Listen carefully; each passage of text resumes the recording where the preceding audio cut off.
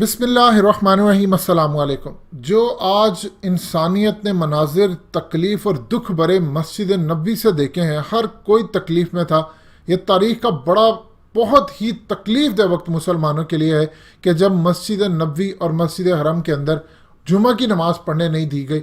जिस तरह शेख अहमद हमीद ने आज खुतबा रो रो कर अपना कंप्लीट किया, जिस तरह उन्हें सूरह फातिहा पढ़ते हुए रोते रहे और बाद में सूरह पढ़ते हुए जिस तरह उन्होंने मुकम्मल की रो रो कर उनका बुरा हाल था। मज़ीद डिस्कस करने से पहले इस वीडियो को लाइक करें, हकीकत टीवी को सब्सक्राइब करें और बेल आइकन पर ज़रूर क्लिक करें। इस सबसे पहले एक क्लिप देखिए, फिर आपको बताते हैं कि फरियाद उन्होंने अल्लाह से क्या की, क्योंकि उनके हाथ भी बंधे थे, दिल भी बंधा था और ज़बान पर फरियाद थी, क्योंकि वो हुक्मरान नहीं थे लेकिन वो अल्लाह के आगे रोते रहे। ये क्लिप देखिएगा, फिर मज़ीद गुफ्तगू करते हैं।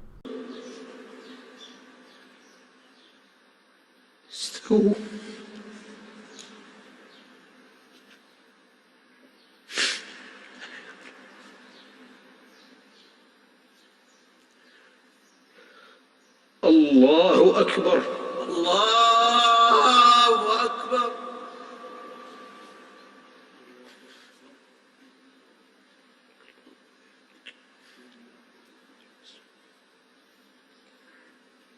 لا इलाहा इल्लल्लाह।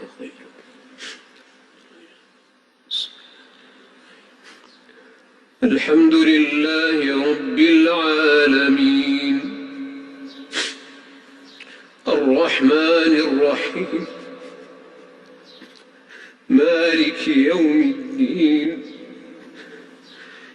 इय्याक नअबुदु व इय्याक नस्तईन, اهدنا الصراط المستقيم صراط الذين أنعمت عليهم غير المغضوب عليهم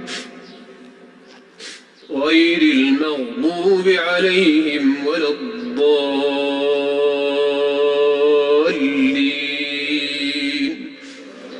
آمين.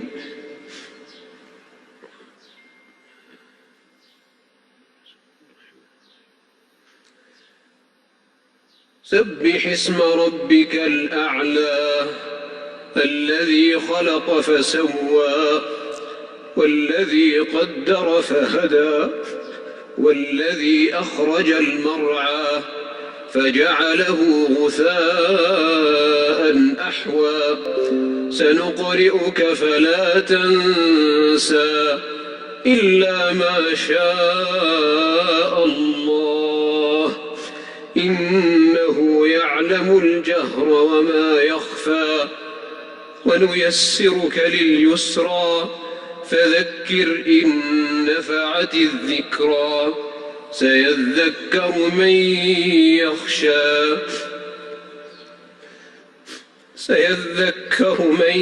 يخشى ويتجنبها الأشقى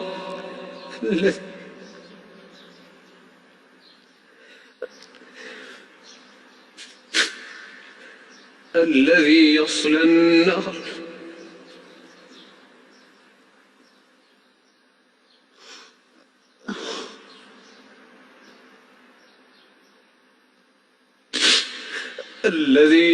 النار الكبرى ثم لا يموت فيها ولا يحيا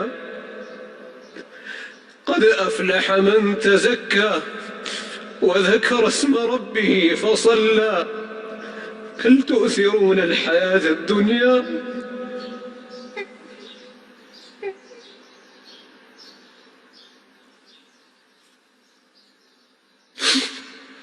والآخرة خير وأبقى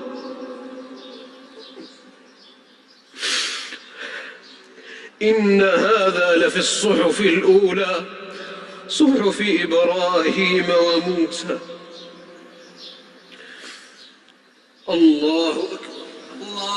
आपने क्लिप देखा। असल में इन इमाम साहब के रोने की वजह यह है कि इन्होंने किताबें पढ़ी हैं, इनको अहादीस का भी पता है, इनको सब पता है कि मसनद अहमद की हदीस नंबर 12596 में दर्ज है कि हजूर पाक सल्लल्लाहु अलैहि वसल्लम ने फरमाया, अल्लाह की तरफ से मक्का और मदीना को फरिश्तों के जरिए घेर दिया गया है। इनके हर रास्ते पर फरिश्ता मुकर्रर है। दज्जाल और ताउन इन दोनों शहरों में दाखिल नहीं हो सकते। پھر صحیح بخاری کی حدیث نمبر 1880 میں درج ہے کہ مدینہ کے راستے پر فرشتے ہیں، نہ اس میں تعاون آ سکتا ہے نہ دجال۔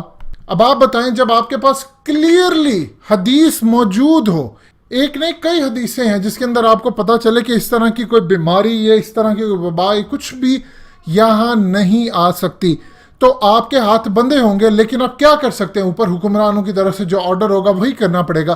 سو آج آپ یہ دیکھیں کہ اگر آپ کسی بہت بڑے گھر میں ہو اور اکیلے ہوں تو آپ کا دل گھٹتا ہے، اور وہ جگہ جہاں پر جب تک لوگ نہ آئے، درود و سلام کی محفلیں نہ چل رہی ہوں، اللہ کے آگے توبہ استغفار کے نوافل نہ ادا کیے جا رہے ہوں، تو آپ کو خوف نہیں آئے گا کہ آپ مسجد نبوی میں جمعہ پڑھا رہے ہیں اور صرف انتظامیہ کے چند لوگ ہیں اور پوری مسجد خالی ہو؟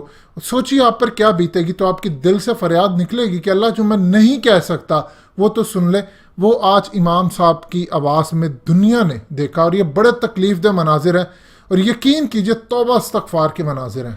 دوستو، حقیقت ٹی وی کو سبسکرائب کرنا مت بھولیے، ویڈیو کو لائک کریں، شیئر کریں اور کمنٹ سیکشن میں اپنی رائے کا اظہار ضرور کریں۔